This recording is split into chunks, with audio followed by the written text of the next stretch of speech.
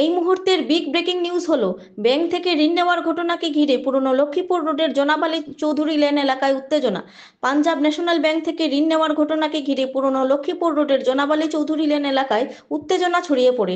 এদিন ব্যাংক, জেলা প্রশাসন ও ঋণ নেওয়া পরিবারের মধ্যে অভিযোগ পাল্টা অভিযোগে এলাকা উত্তপ্ত হয়ে ওঠে।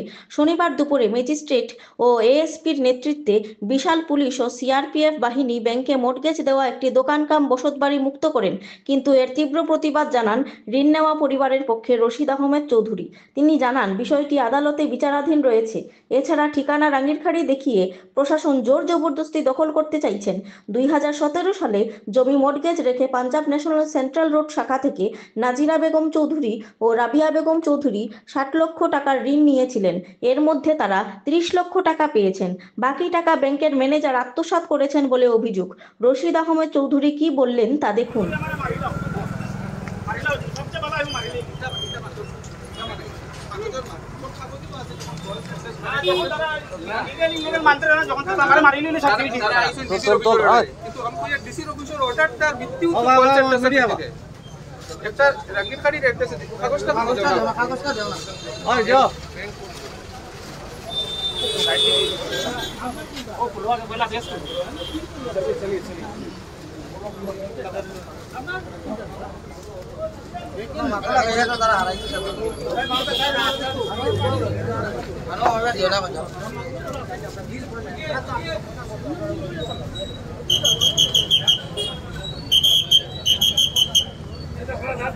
एक्सपर्टी रहिला जेटा कोनो प्योर एड्रेस ना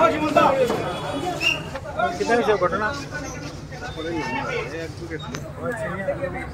वो एड्रेस दिया हमारे एक्चुअल सैंक्शन लेटर और एड्रेस ही नहीं होता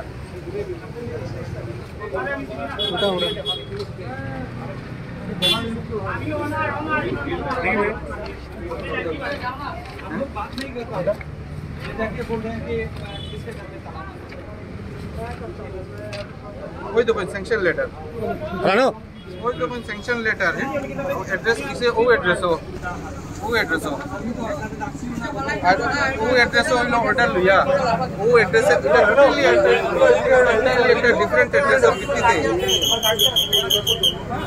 डिफरेंट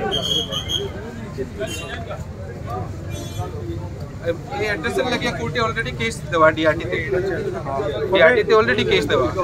এখন তারপরে তারা কইছে যে না আমরা এই অ্যাড্রেসে অর্ডার আইছে। আরে এই অ্যাড্রেস তো আমার এর বাদে ব্যাংক আমার 29 লাখ কেউ থাকে না এটা ব্যাংক এটা বেসিক্যালি কেস পিএনবি কত টাকা গেছে 29 লাখ টাকা 29 লাখ টাকা ব্যাংক থেকে গেছে যে সাদা কাগজের দে তারা এটা ওনা আইছে না বার শুটিং অ্যাড্রেসটা হইলো ডিফারেন্ট টোটালি আমরা কইছি আমরা এই অ্যাড্রেসের ভিত্তিতে ডিআরটি অলরেডি একটা কেস ফাইল করা আছে যে অ্যাড্রেসটা চ্যালেঞ্জ করিয়া।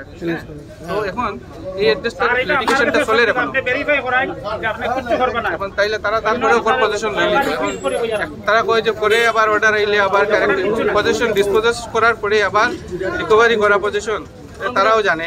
এরপরেও যদি ভুল অর্ডারের ভিত্তিতে যদি যাইতে চায় এখন তারার মর্জি, দে হ্যাভ দ্য পাওয়ার।